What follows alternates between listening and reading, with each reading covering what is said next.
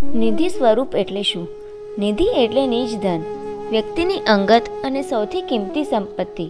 જ્યારે શ્રી આચાર્ય ચરણે તેમના અનુયાયીઓને સ્વરૂપથી આશીર્વાદ આપતા કહ્યું હતું કે મેં તમને મારું સર્વસ્વ આપ્યું છે, તેથી શ્રી આચાર્ય ચરણે વૈષ્ણવ માટે ભગવત સેવા અથવા નિજ સેવા માટે જે પણ સ્વરૂપ આપ્યું છે તેને શ્રી આચાર્ય ચરણની નિધિ કહેવામાં આવે છે. વેદોમાં પરમ તત્વને પરબ્રહ્મ તરીકે વર્ણવવામાં આવ્યું છે.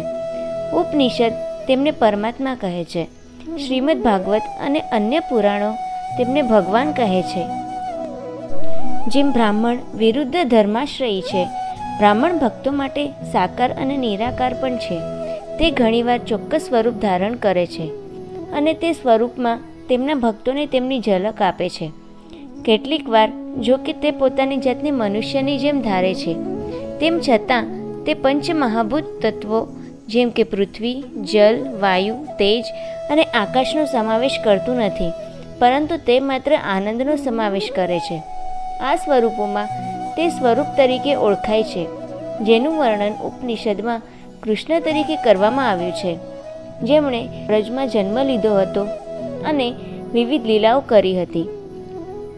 શ્રી વલ્લભાચાર્યજી દ્વારા અનેકવિધ લીલાઓ કરવા માટે કૃષ્ણને તેમની સેવા કરવા માટે સ્વીકારવામાં આવ્યા છે અને તેઓ પુષ્ટિ સંપ્રદાયમાં નિધિ સ્વરૂપ તરીકે ઓળખાય છે.